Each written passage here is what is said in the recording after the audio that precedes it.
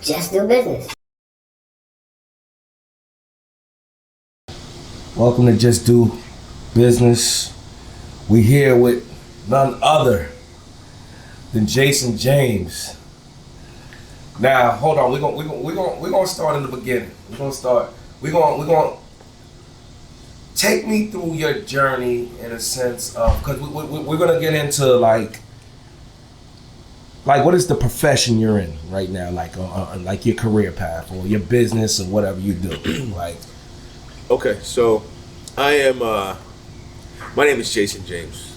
I am 40 years old, and I've been in the IT field since I graduated college in 2004. Okay.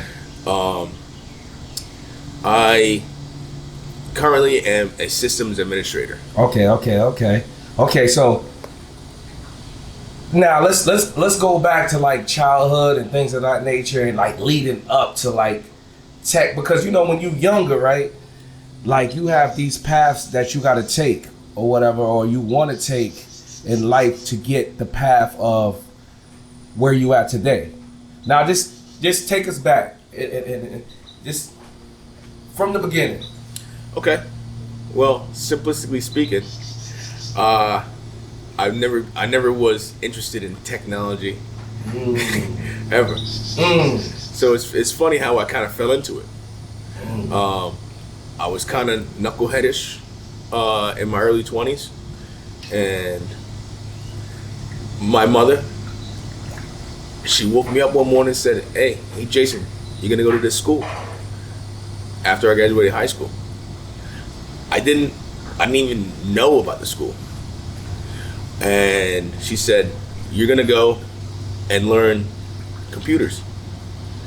And I said, okay, because I didn't feel like I had a choice.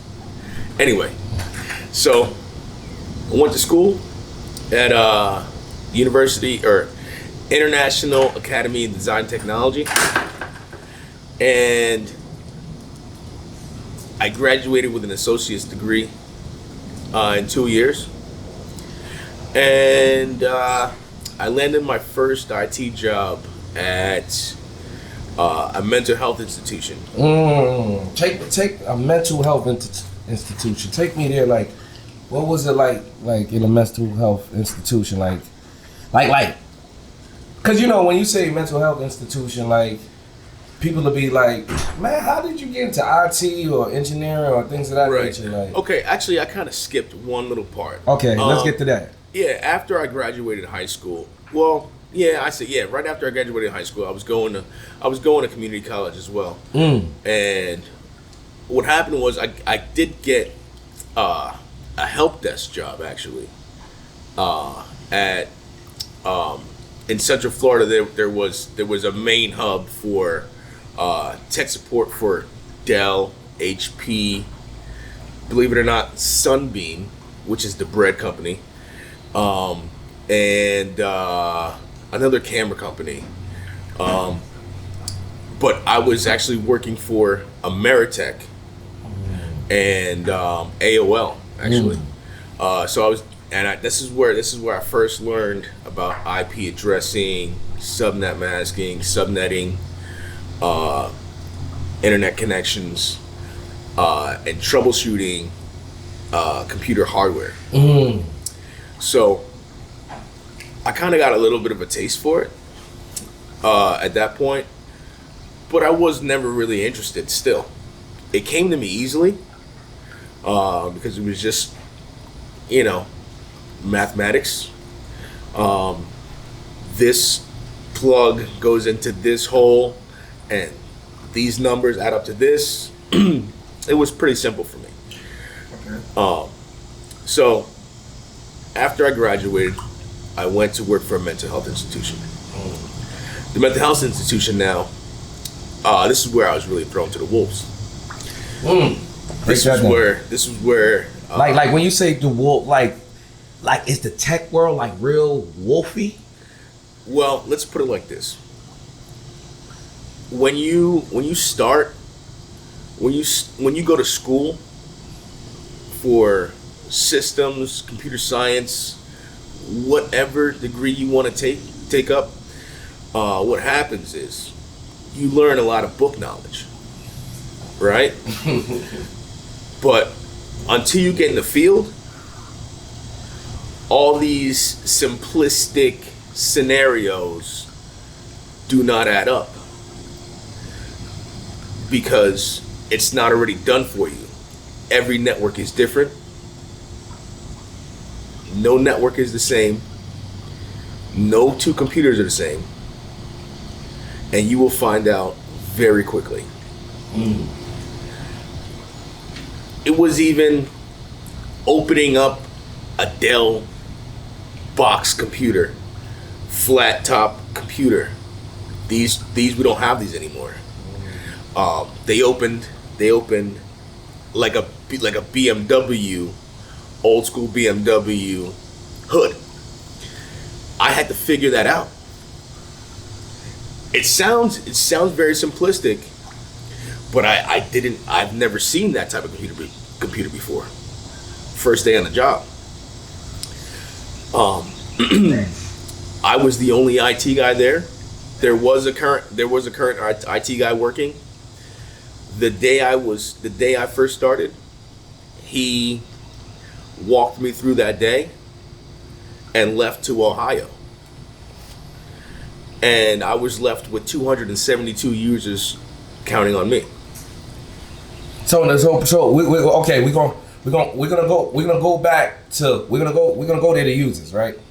But let the world know, like, now we're gonna go to like a tutorial in a sense, like, let the world know what is help desk, and then we're gonna go to users. We're gonna, Okay, so, all right, okay. So when you say help desk is, it could be someone that you call, right, and they can talk to you on the phone, and they walk you through whatever computer issue you may have, right? That's help desk. You have that's help desk support. You also have desk side support. Okay. Which is, if you send me a ticket, we are in the same space. I come to your office or your desk, and I'm hands-on on your machine, right? So that's the difference between help desk and desk side support. Those two can be blended. Nowadays they are, right? So you have a systems administrator now who is an admin over a domain. Okay. Right? Break that definition down. Okay. Right. So an administrator over the domain, you're either level 1, level 2, or level 3 administrator over a domain. And what a domain is where you house your network. So you say you have company ABC. Your company's name on the internet might be abc.com. abc.com is considered your domain. Okay?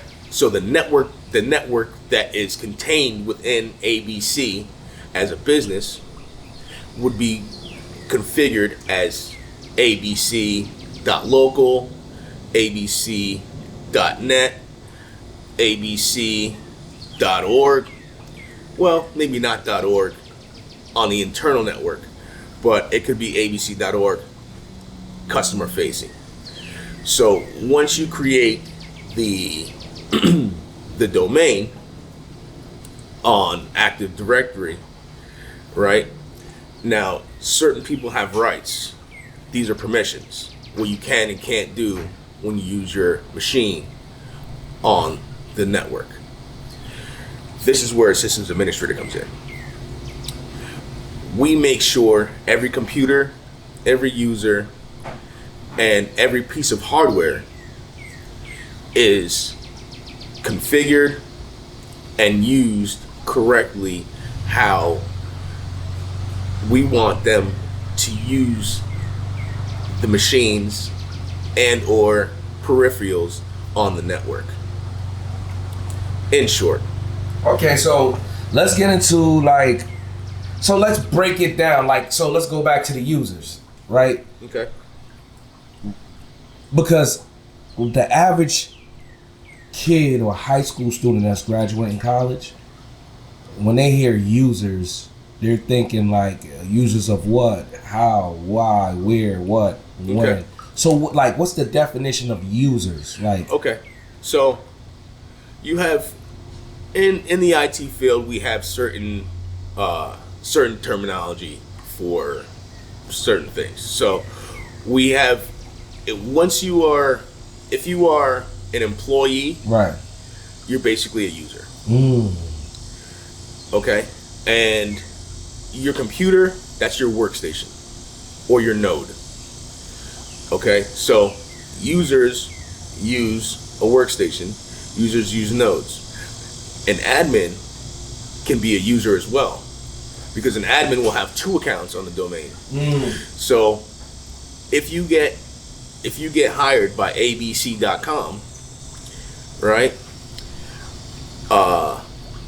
and your name is John Jones, your username, depending on the schema of how we create users, will be John.Jones or J.Jones or J Jones.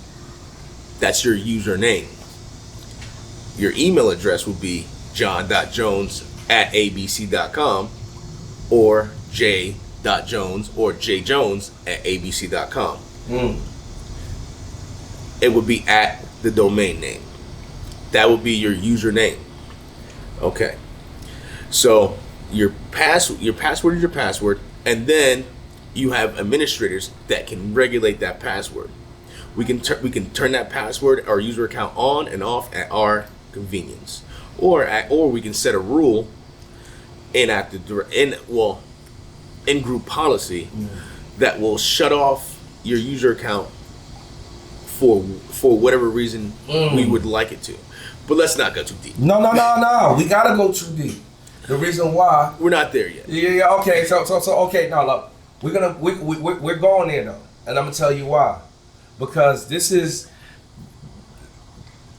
is like a tutorial, like even the youth and people that's trying to change careers and find out about tech. You know, AI and these things. Now people are like scrambling, gambling like Biggie. You feel what I'm saying? Right. So, and now, you know, when you and I got into tech or wanted to do tech, especially I was doing tech in the 90s. Like people are like now talking about, oh, social media is a new thing. Not for me. I was on social media in the 90s. I know, you know, right. It didn't have to be like an Instagram or a Facebook or a or a TikTok or whatever, but you still were social on AOL and things of that nature. Right. Messaging, sending pictures, right. even meeting people. Back then, Tinder was like AOL messaging, right. sending pictures. Hey, exactly. You got a picture? I got a picture too. And you were a user. Yeah. At that time, you still were a user. So these terms are not new, because you are being called these terms as in day-to-day life, whether you like it or not. Right.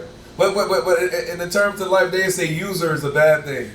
We're not talking about anything illegal here. But that's why I had to break it down, and I wanted you to explain that. You're a user because you use the system. Right. The system is being used by you. Right. So, therefore, there's a blanket term called a user. Right. So whether or not that you know it, right now, you're always going to be considered a user. Right. I'm considered a user even though I'm an administrator. Right? Because I have 2 accounts. I have a user account and an administrator account. Break those 2 down like a master like. Right. So I'm a level 3 system administrator. So therefore I have a level 3 system admin password. Right. Or account. Right. Okay. So with that level 3 system administrator account, I'm able to, with the permissions that I have, permissions are granted via company policy throughout, like that differs between either from company to company. Right. So break down that company policy part because Okay. they might not understand that. Okay, so company policy, like company policy is created by a high level IT director, a team of IT directors that might have a standard. They may or may not have a standard of policies that the company should follow, because based on the company, every company is different. So if you have a financial company, whoa, everything has to be locked tight and solid. Insurances, security. And so now you have an IT director that has to work with the marketing department, sales department, and tell them that they can't do the things that they want to do, that they could do when they were working at a marketing firm. And you have to be speaking with the financial department, which is the most important, because the security that has to be set up with the security team as well. Now you have IT directors, then you have CIOs. Okay, so now your IT director is going to be working with your chief information officer, Right. which is your CIO. Right. The CIO is going to work with the CFO and the CEO, Right. and he's going to get his directives and give the directives to his IT directors, his teams. So now you got your IT directors, you have your security officers, you have your security teams that are in place. Now this is now here's where it gets complex. These rules, these policies need to be set up in such a way that your company is locked tight, that even that your insurance company that insures the company has to be able to be comfortable. Now this is no small feat. Now, so what's the fee going into that? Like per user, what is that? Because they want to know the numbers. Like how much, like per users would a company charge?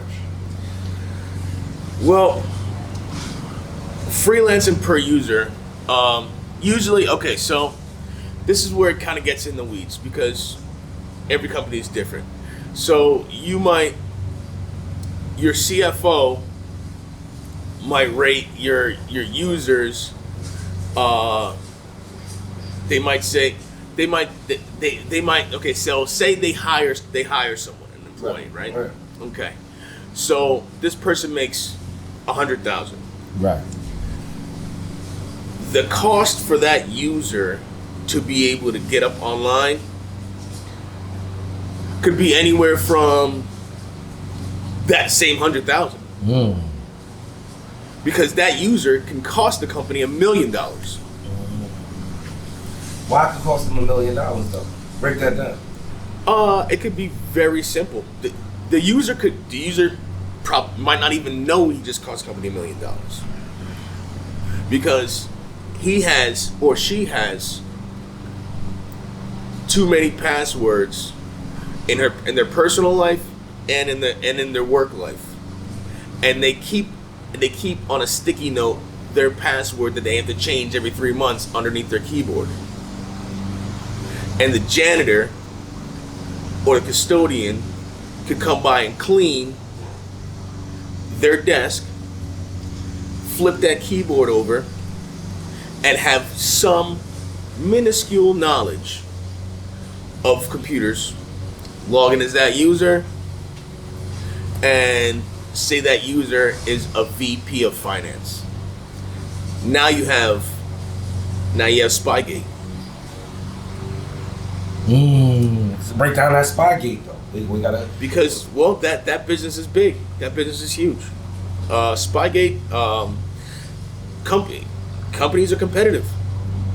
Companies insert employees to go work for company C, which is a competitor of company A, and they say, hey, get in there see what you can find out, bring back some information. This is all illegal, but if you do it incognito, who would ever know? So I see where the cost comes from, like, you know, if somebody is actually being not making sure things are protected and secure in a proper manner. And that's where the IT and the security guys come in. Right. So security has been, how do I say? Security has been leveled up so much because the angles of breach into a network have become limitless. Everyone can be touched. Every single piece of data is not secure. Like Tupac said, you could be touched. You could be touched. Anybody can be touched. Daily, the biggest companies, name the biggest companies that you ever met in your, encountered in your life, the companies that you bank with, the companies that you have your cell phone company with, your companies that you finance your home with, your car with, anything, they've all been hacked already. Not once. They're getting hacked every day. And your information could end up on the dark web. Your information is already on the dark web. Already in the dark web. It's impossible that it's not. You would have to been living in the mountains of Wyoming for the past 30 years, and you still have a chance of your information being on the dark web. Mountains of Wyoming, no internet, no phone, no social security number. You have been born in a cave in 1962 for your information to not be on the dark web right now. Now, you know, for the people, because, you know, people want to know, like, the difference between, like, IT, software engineering, hardware engineering, databasing, cybersecurity. Break down it's so many different sectors of tech. Yes. So break down like a few. They all coincide.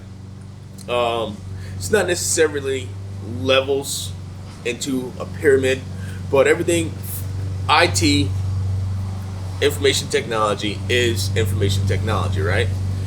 So the structure of the information started branching out. So now you have a person who can support your hardware. Your monitor is not connected to your desktop correctly via display port cable or HDMI cable. It's loose. So someone would come and troubleshoot that. Troubleshooting is a term we use to figure out a problem. Everybody troubleshoots. Troubleshooting is probably the best skill you can have in the IT field.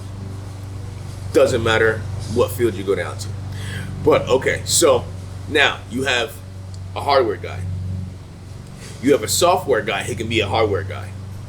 You can have a hardware guy that can be a software guy, who can be a networking guy.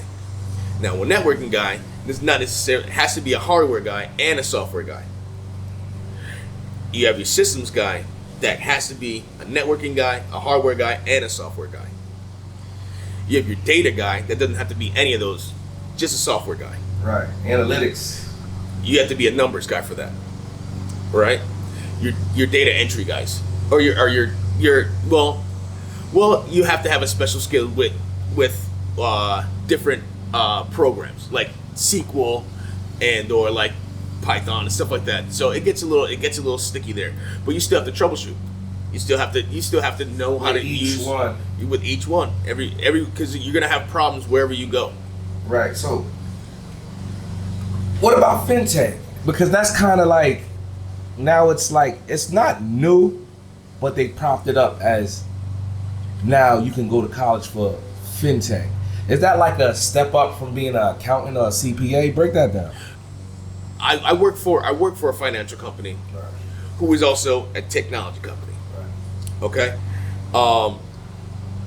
it's funny that you say that because it's new. It's like right, it's the new, but it's not new. Yeah, exactly. It's made up for somebody to make money off. Exactly. That's basically what. It's the in a new nutshell. It's the new CPA. It's the new Right. accountant. Well, it's because the new, ever since I've graduated college, right.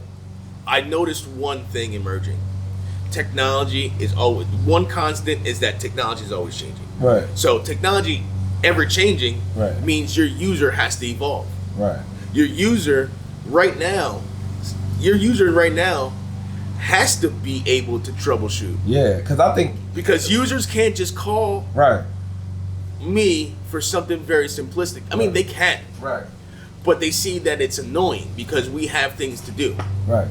Just like that user has a job to do, I have a job to do. I have many jobs to do. So I teach users.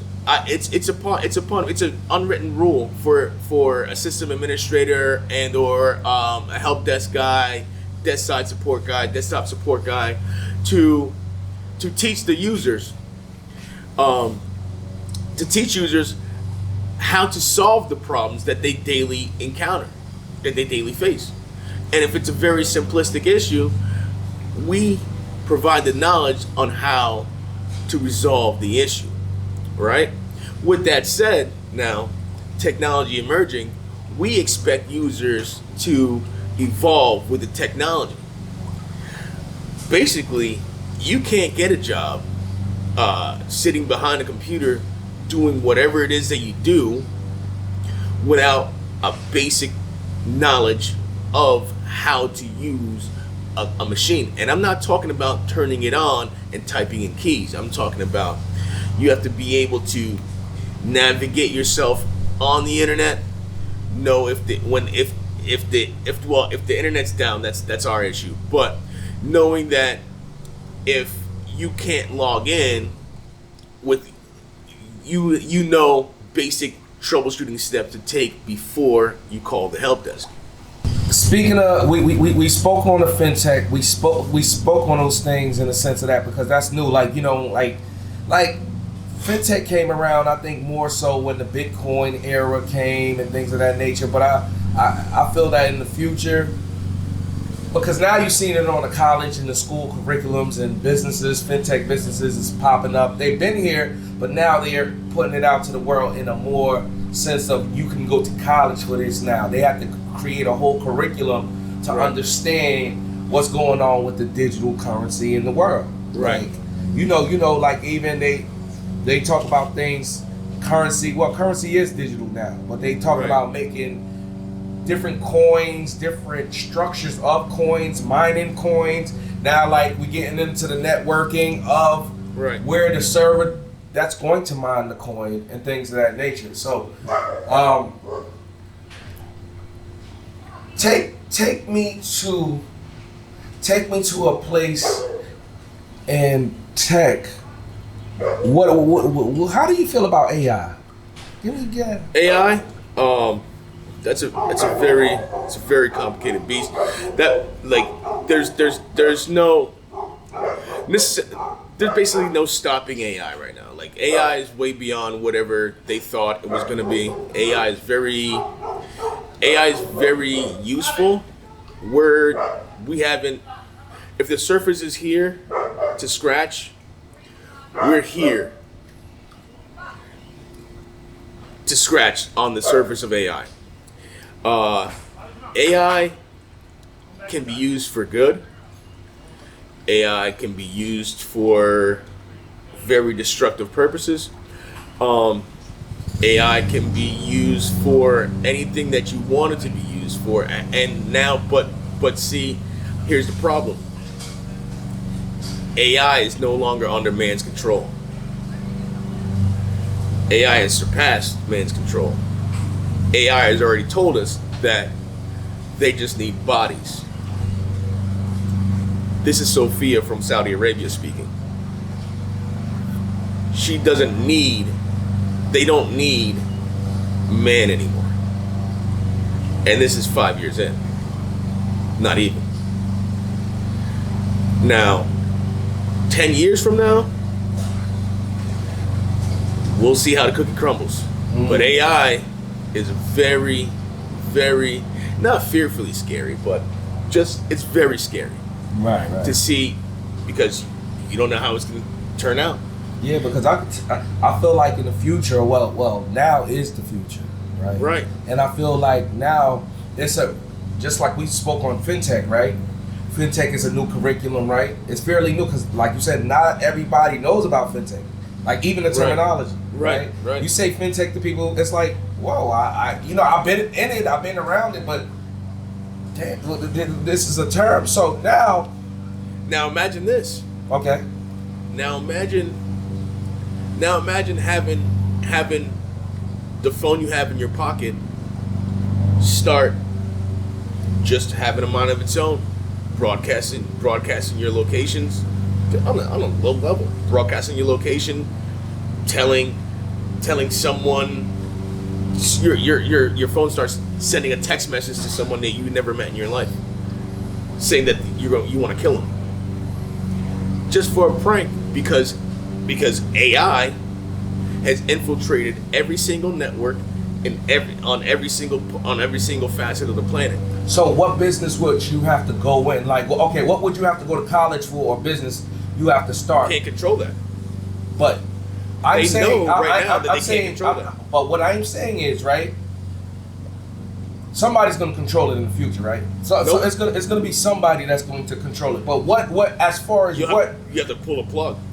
Well, that's also what business would you go into? Cybersecurity? What? Okay, what? Like that's what you gotta. Okay, you gotta break now, that down. Now, cybersecurity is based on.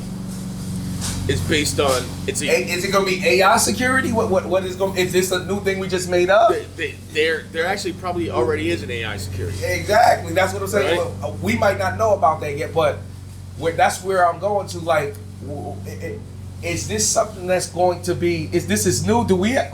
It's very troubling. Do we need to patent this while we talking? Well, do we have to copyright the idea? Well, I mean, like we might be onto something, but we have to do a little research on that. Let's do a little legwork. We might have to circle back on this one, because we might have just Jamesed it up just now. But I tell you this.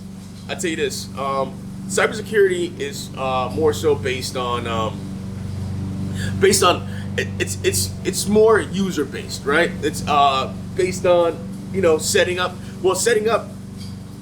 your network, setting up policies, setting up putting blocks in place that will prevent users and or outside attackers, bots are very, very, very low level programs that are written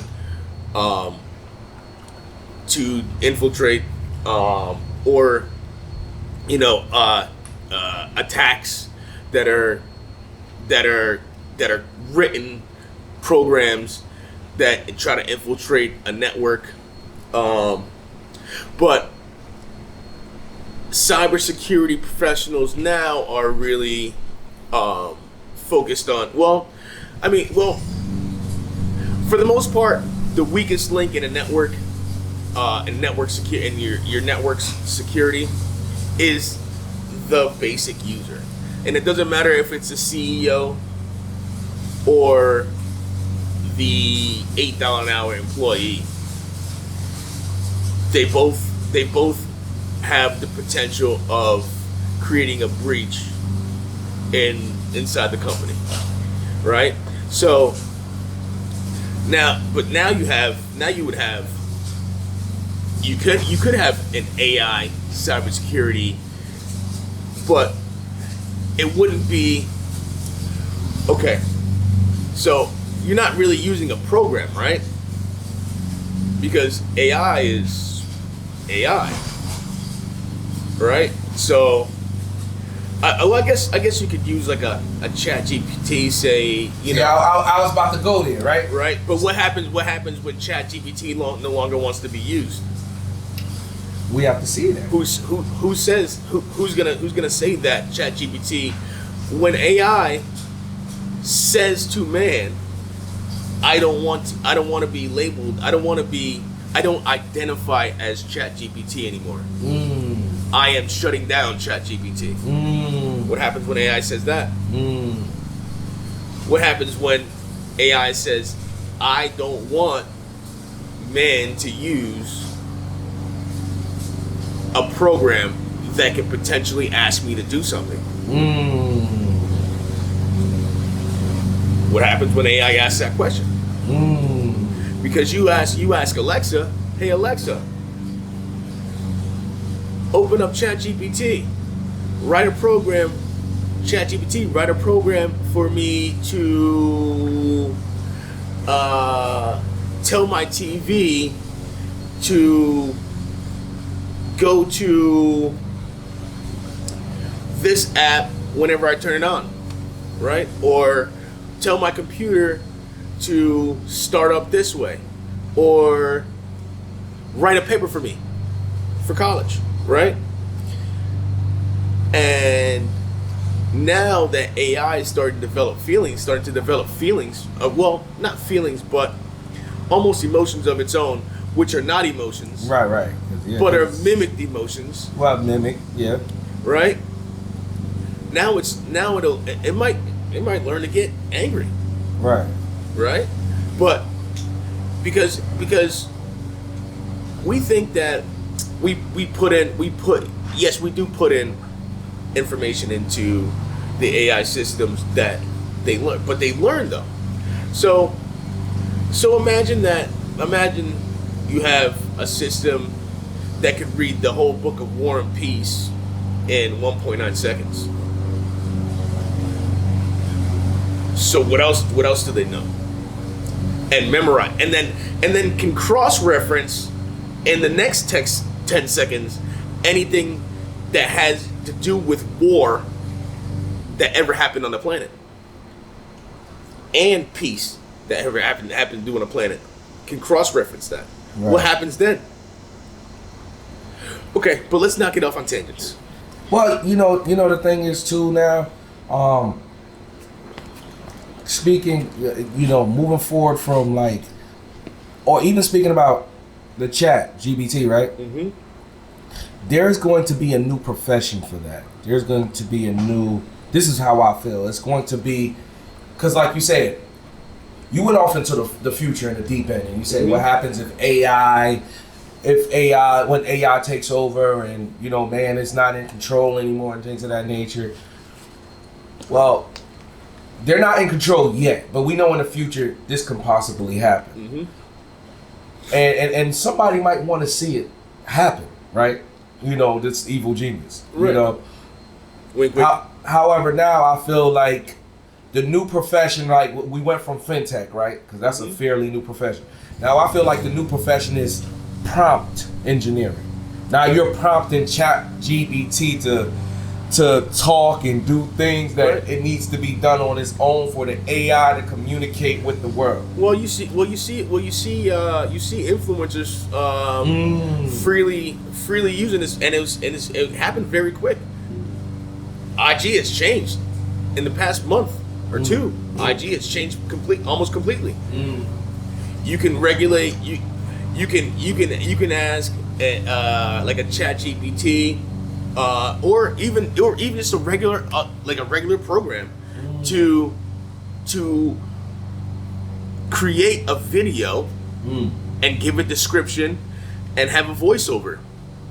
These things needed to be done with editing software with man's two hands. Now you can just talk and say what you want, and you have a minute-long video.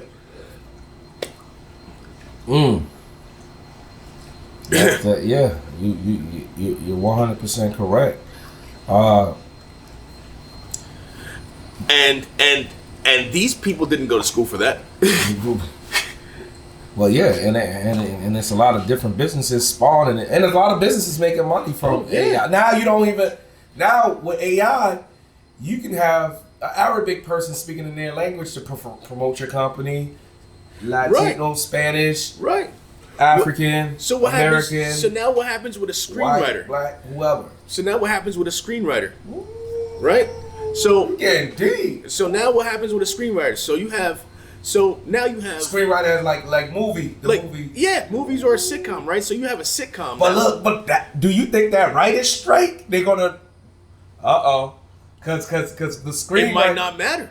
There you go, because you got the writer's strike, right? Right. Then you got the actor strike, but they got the what's that, CGI or CGI and AI. So now you don't really even need an actor. This is getting real. Because if you say you sign a contract to where I sign over my likeness to you, I don't need to physically be on the camera, do I?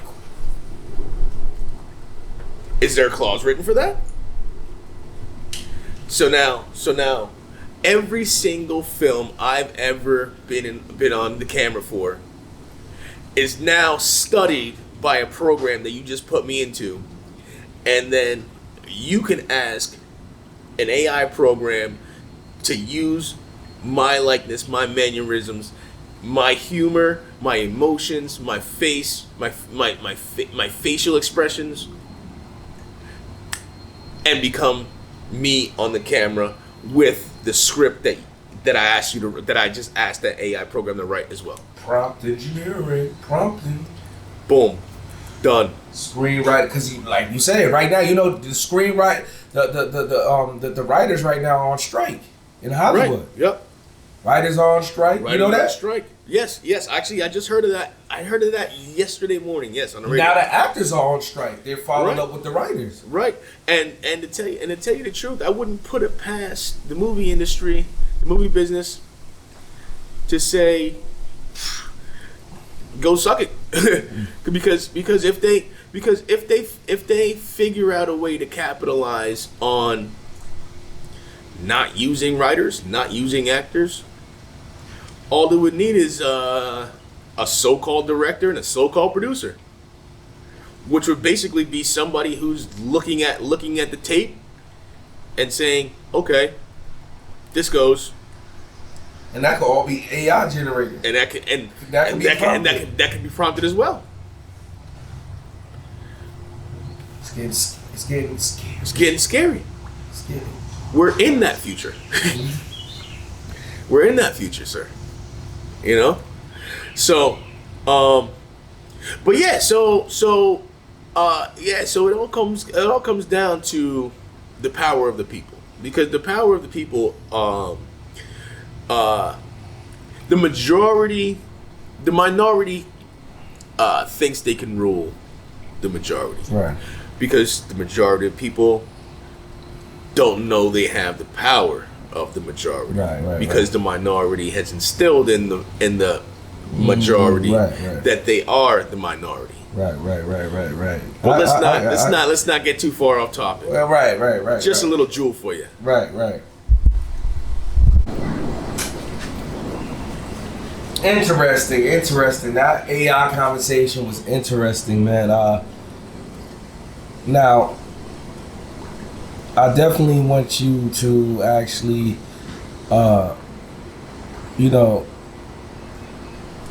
break down like in a sense of tech, right?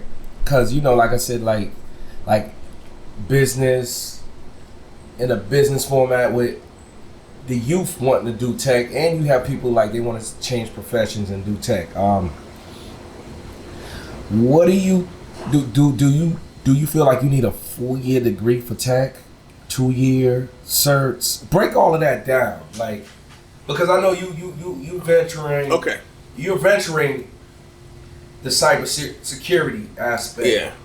Like you're pivoting. Is it at a full pivot or? Yeah, it's well, okay, so cyber is kind of its own beast, but you got to go through the ranks of the tech bosses, let's say. Okay, you got to know hardware. You got to know how that works. You got to know how software works.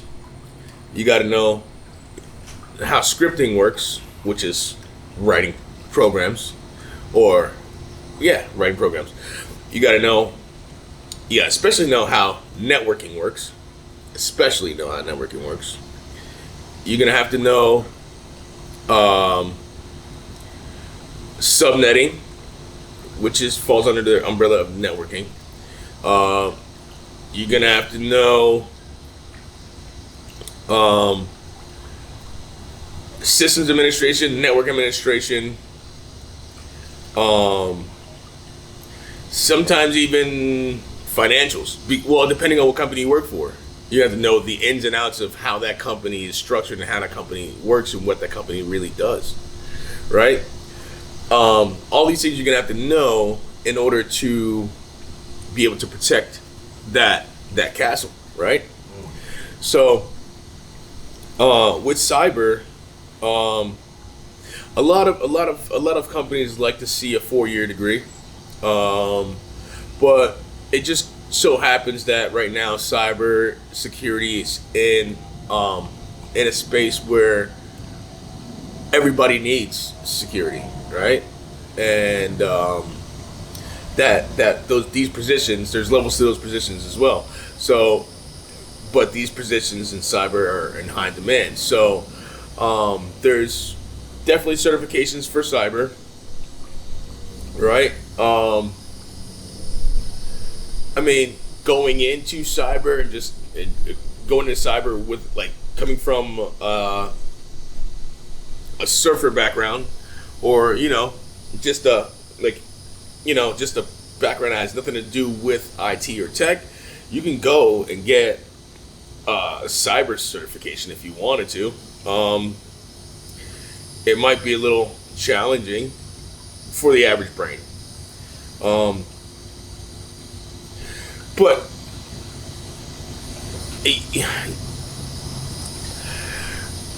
you'll get hired somewhere, right? But you might not be paid particularly what you're worth. But if you go through it, maybe getting at least an associate, I would say an associate's degree at least, right? So you have time under your belt, taken out and learning what the facets and the foundations are that will become cyber. But the jobs are in such high demand that they're really not, people are really not caring. But and then on the other side, I kind of mentioned this before in the beginning of the interview when I said you're thrown to the wolves anyway. So experience is going to be on the job. Learning is the best education you can get. There's never been a class that I've taken that's taught me more than being on the job and breaking something. This is a big thing. Breaking something is paramount for you to learn. You're not going to get fired because you broke something. Let's get that fear out of some people's brain, right? It's good when you break things. I'll say it again. It's good when you break things. Because when you break things, you learn, oh, hey, I can't do that. Actually, it's good to try to break things. Actually, that's our whole entire job, is to try to break things. Almost, like to see where the weaknesses. To see where the weaknesses. Yeah, there's actually a whole entire job in the cyber world is for you to break things. Right, white hat. Yeah. White hat, black hat. Yep.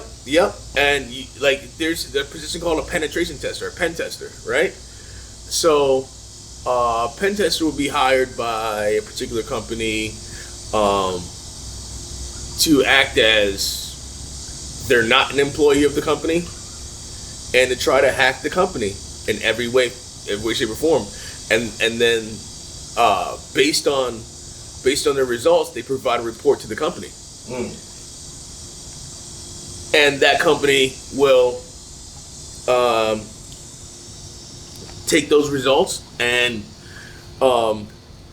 update their policies as such. So it's important that we do learn from our mistakes. Now, if you have habitual mistakes, or if you're just lackadaisical or something like that, that's a whole different story, right? So you want to be able to be able to do your due diligence, and you'll learn that over the years, whenever you do make a mistake, that mistake usually stays with you. And collective mistakes become what's called a knowledge base. A knowledge base is a basin of data that of situations. It can range from how to fix this issue, or this will happen if you do this. So these are internals. These are internal tools that we use in the IT field to help each other out, because you're on a team. There's not no man is an island. You know what I mean? And in this field, there's no more. I mean, you can, if it's a very, very small business, maybe 5 to 20 machines or something like that. One guy can run it, but he's still gonna have to use resources. So, like with a cybersecurity degree, let's get into the milk and potatoes. People want to know the numbers. Okay. Whether owning a business, whether being working for a company. What's the okay? A kid gets out of college, right? They did the help desk. They ran through the rigmarole. They get a cybersecurity degree though. We're gonna break down the numbers. Okay. We're gonna do. Do you know the numbers? Yeah. Or do you do? You know the numbers. I know the Florida numbers. Yeah. Okay. Okay. Cool. Florida numbers. Yeah. Okay. So, because they want to know the numbers. That's gonna push you. Yeah. That's going, and we got to think about it like this. Like even kids that's on the streets. Yeah. That's that feel like, hey, I want to make this fast money, or things of that nature. Why am I going to go here when I can make it here, right, and make some fast money? Right. We need to speak to them too. Okay. We need to get them off the streets too. We speaking to the Ivy League. We speaking to every sector, right? Right. But you got you got these group of people. They don't have to be high schoolers. It could be young adults in their 20s, 30s, 40s that want to change the tech because they see it. They know AI, this, that, blah, blah, blah, blah, blah, blah. Cybersecurity. Yeah, okay, so go ahead. What would be a range? What's the peak? What's the highest that it could go? You can get the highest. Yeah. There's no highest. No, but give me a number. They want to know the number. I mean, how hard are you willing to work? Okay. What's the how hard are you willing to work number? Right. Okay. Because they need to hear the number. All right. So I'll put it like this. I'll give you a concrete example. Gotcha. Right. Okay. I have a professor at school right now, from Ghana. Right. His friend. Ghana, Africa. Not to be confused with the Golden Arrow, Guyana, in South America. Okay. Ghana, West Africa. All right. Right. This professor, he has a friend that came from Ghana as well. Came over here, went to college here, got a cybersecurity degree, started in the field. I don't know what he started at, but he obtained his CISSP certification. That's the top certification pretty much that you can get. That means it's basically a doctorate in cybersecurity, basically, as far as certifications go. That means basically you have input to put in the cybersecurity handbook, like in the cybersecurity Bible, basically. Okay, so now this guy. Let's flash forward now. Now this guy, he's a very bright guy. Now this guy, he starts to work for a company, and he's making $450,000 a year. And how many years of cybersecurity has he been? It's probably like 5, maybe. Y'all hear that? 5 years of cybersecurity. And I'm not saying Still an everybody's employee. going to make that, but if you go hard, Right. Still an employee. You got to put work in though. Okay, so now, 450,000. right. So now when you're at this level, you become prime cut, Prime real estate. prime real estate. You are a hot commodity. So a year later, he gets another job offer. 550. Boom. Doesn't make the move.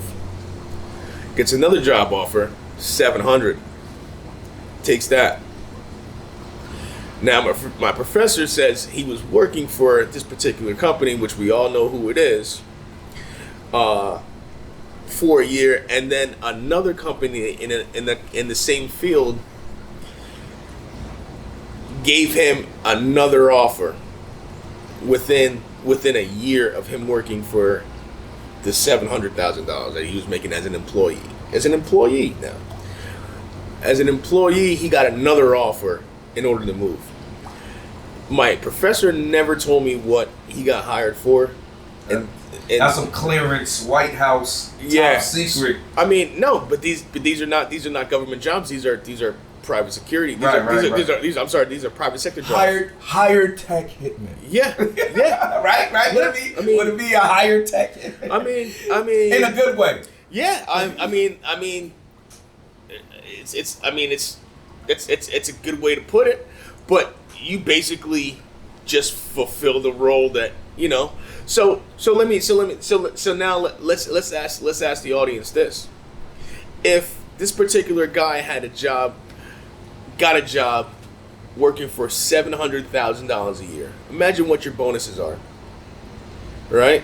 So now you're probably clearing $1 million a year as an employee, with benefits. The best benefits that you can get from a top tier company that everyone knows. So, and then you get offered another offer from a competitor. What number would make you move? 1.5 a year? And all you gotta do is do your job the best you can. Because if you get hacked, you get hacked. Your job is to try to prevent hacking, but your job is also if you get hacked, you got to be able to recover, right?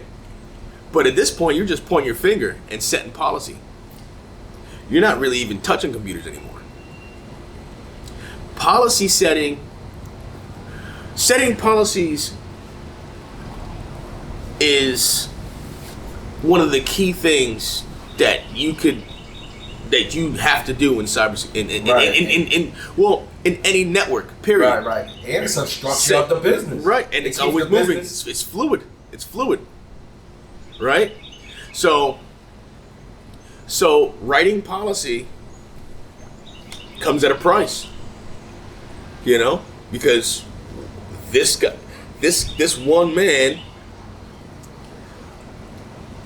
works as whatever his title is in on the cybersecurity team, right? What's the guy next to him making? So goes back to your question: how much does it cost a company for a user? Because that guy is still a user. Now, does that guy have administrative rights? Does the chief information officer, does he have administrative rights? Some companies will say no. Some companies will say, why do you need administrative rights when you have a whole team of administrators? Why is your hands in the cookie jar?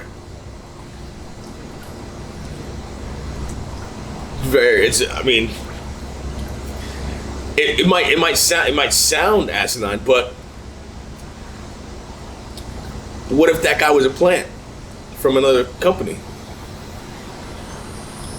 Man, this tech thing, man, it's because it's vicious. Because you showing every aspect of it. You showing vicious. You're showing the education part. You're showing the threat part. You're showing the software part. You're showing the hardware part, and it's all intertwined. Yeah, everything's connected. So it's basically like even with the tech. In the tech world, it's just what the person want to go into. Yeah, even so that same CIO, right? That same CIO might even write a policy that says that he can't have administrative privileges, right, for the simple fact that he knows that he could be exploited by someone. He could not even be a plant, but he could get himself put in a situation where he's being blackmailed into doing something that he shouldn't be doing against the company that he works for. Okay. How about so that? Name that specific profession. What you're talking about now, is that systems administrator, or what would be that specific profession? Cybersecurity. Yeah. So okay. So well, you have your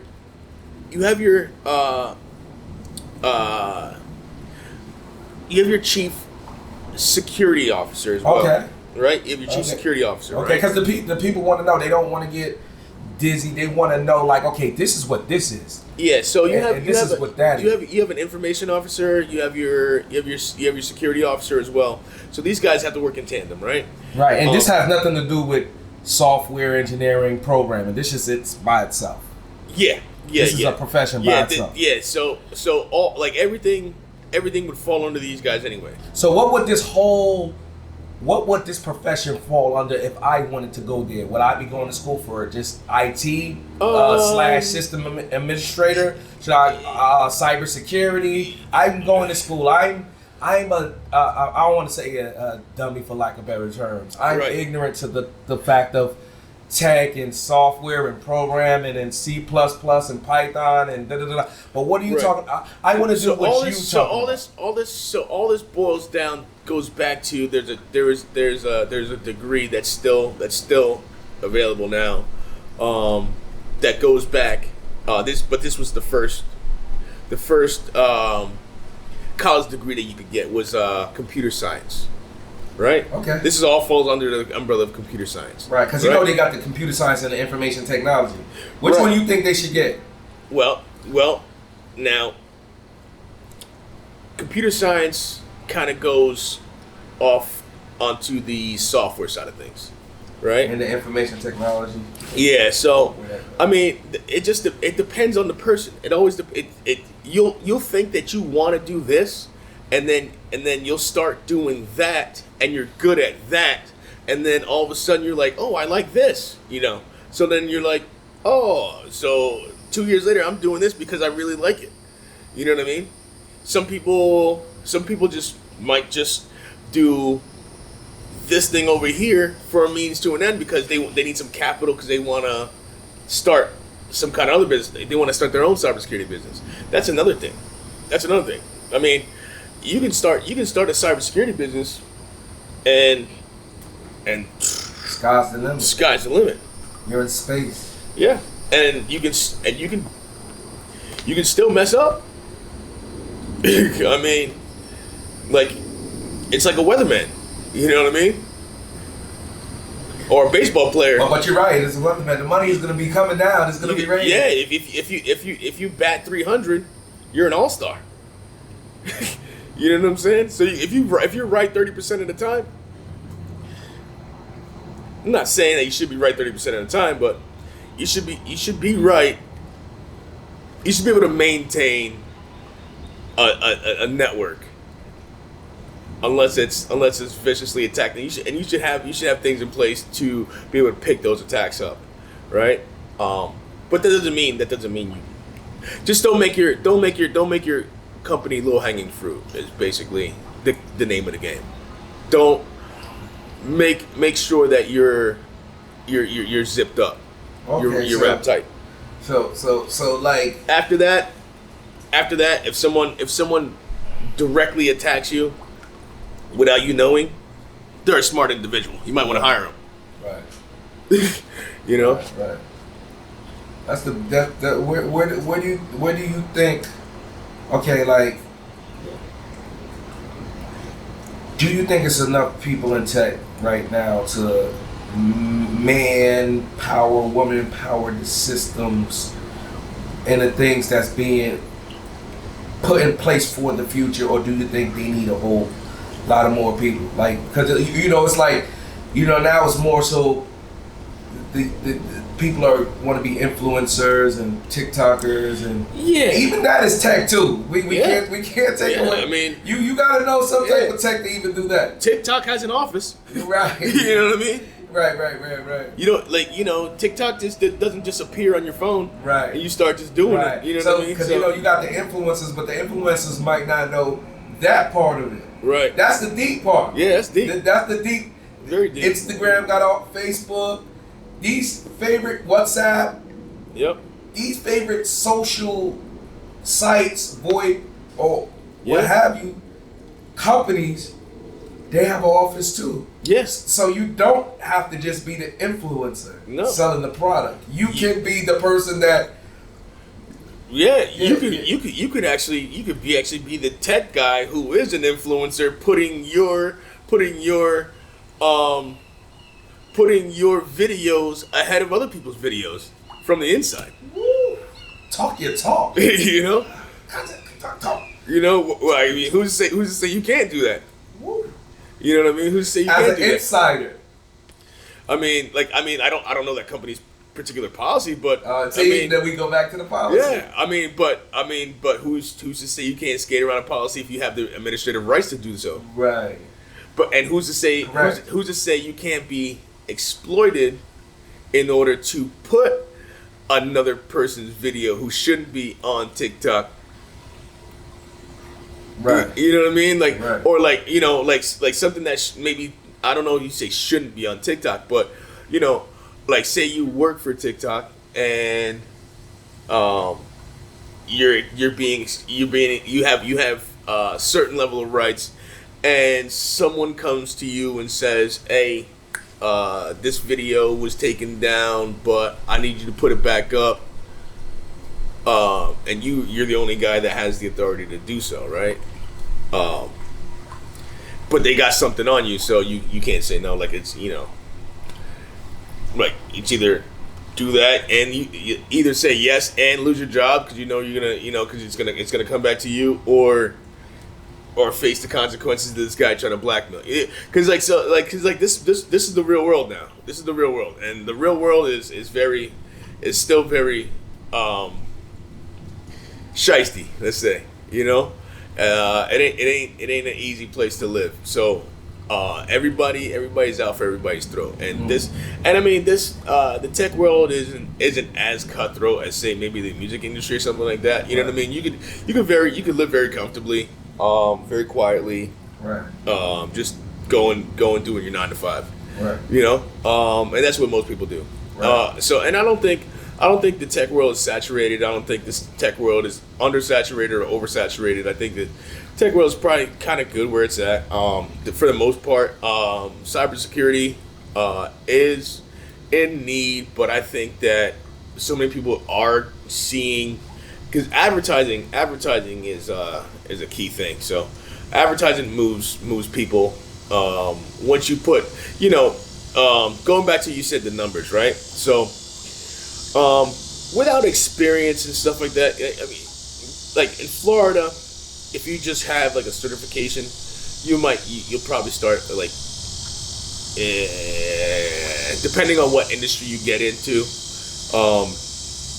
kind of company you work for, probably like anywhere between 80 and 100,000 starting off, right? Depending on how smart you are. Because once you're done with school, your testing doesn't stop now.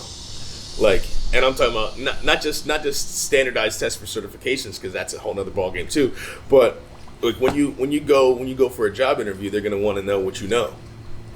They're gonna they should have a team in place to set up scenarios for you to man and resolve. So,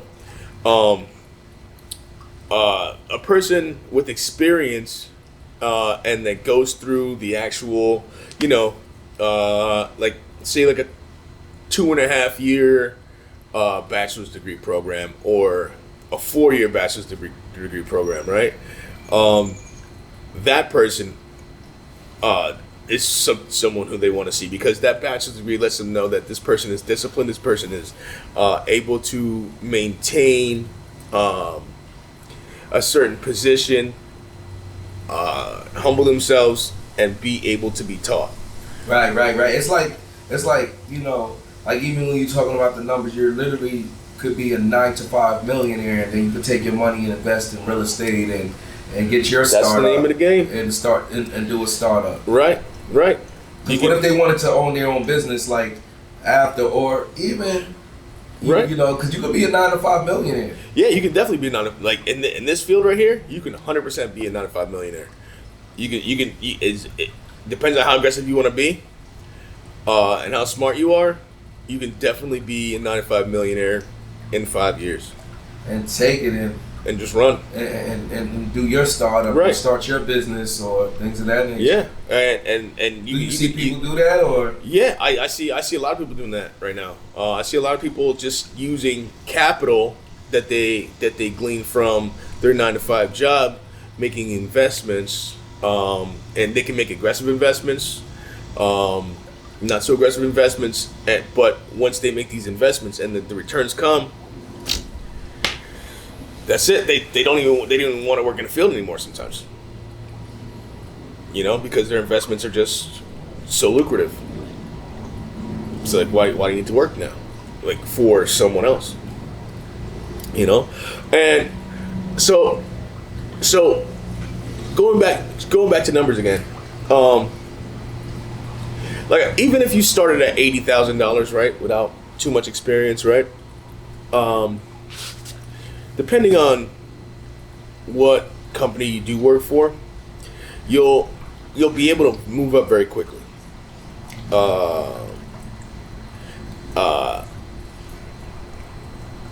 Determination, drive, and skill set are very, very key factors, right? So we have you can start off at 85,000, right?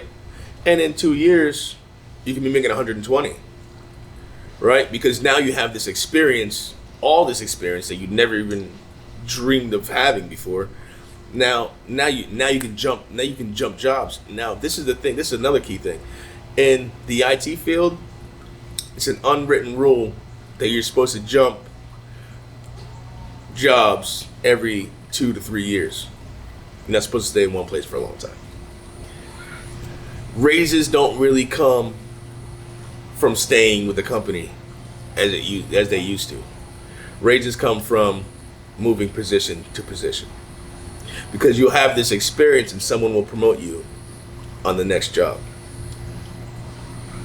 That's a very, very key factor that people need to remember. But all in all, I believe research and due diligence will be a mitigating factor for anyone that decides to join the field. If you want to get into the field, I would definitely put in some time to know how much time you will need to dedicate yourself in order to become a professional, because we are professionals.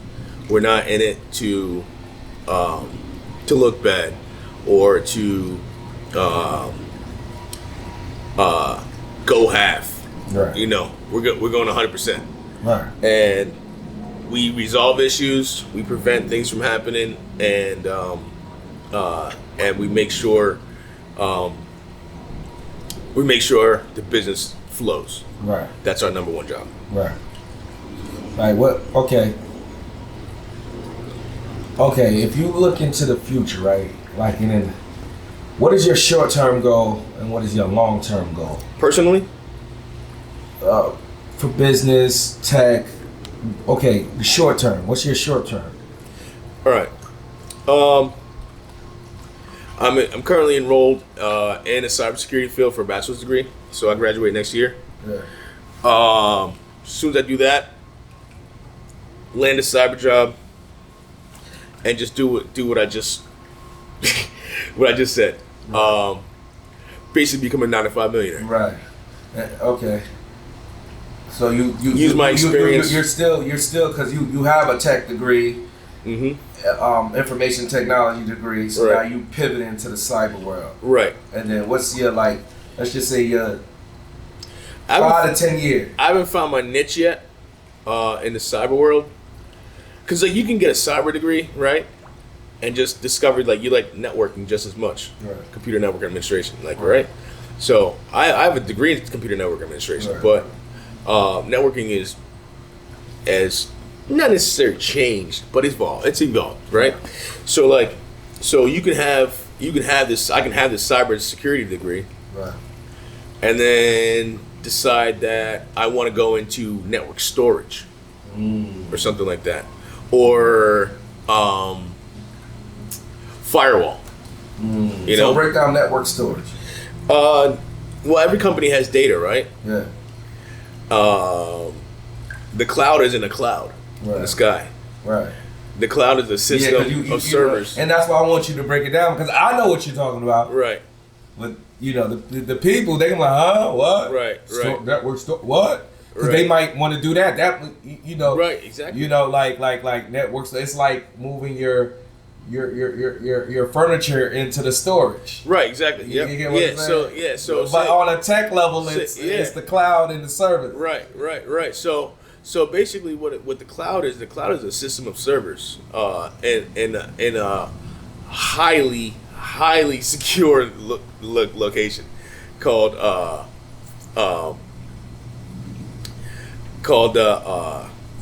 almost like a co-location, or a data center, right? You'll have a data center, and one data center might house one company's data, which would have to be a really big company, or one data center would house 10,000 companies' data, right? So when you're talking about the cloud, like Microsoft Azure, or AWS, which is Amazon's cloud system, they have data centers all over the country, and they house petabytes of data from different companies, and they make their money by people choosing to store data offsite, backups offsite to them, right? And they make their money if you want to retrieve the data from those storage sites, right? So you can figure you want to go into storage. Going back to what we were talking about before, or you want to go into firewall, right? Like firewall is a device, almost like a router, that allows or disallows traffic on very many levels. So it could be like, I don't want anyone being able to go to AOL.com. No offense to AOL.com. Just using you as an example. I don't want any computer on this network to be able to go to AOL.com. No traffic will come to or from that particular IP address. It won't come, and then you could find out, you could almost find out the MAC address of the IP, the external IP is using from AOL. That MAC address will be shut down too. You will get no data from, no information from or to that particular website, that from that network, period. Not even an email, right? So that's what firewall guys do. They say they allow or disallow information from entering or leaving the network, right? That gets a little complicated too. So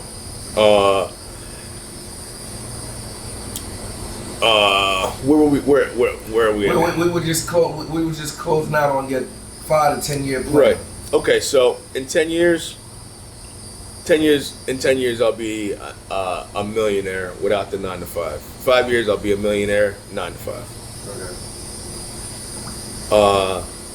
The strategy's in the works. Right. I'm not gonna give up my sauce just yet.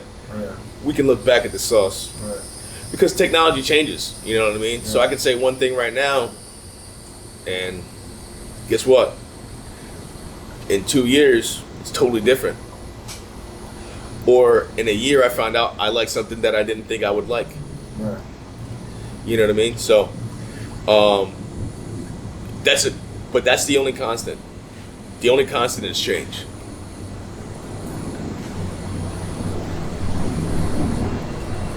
Thank you for coming out and talking to me.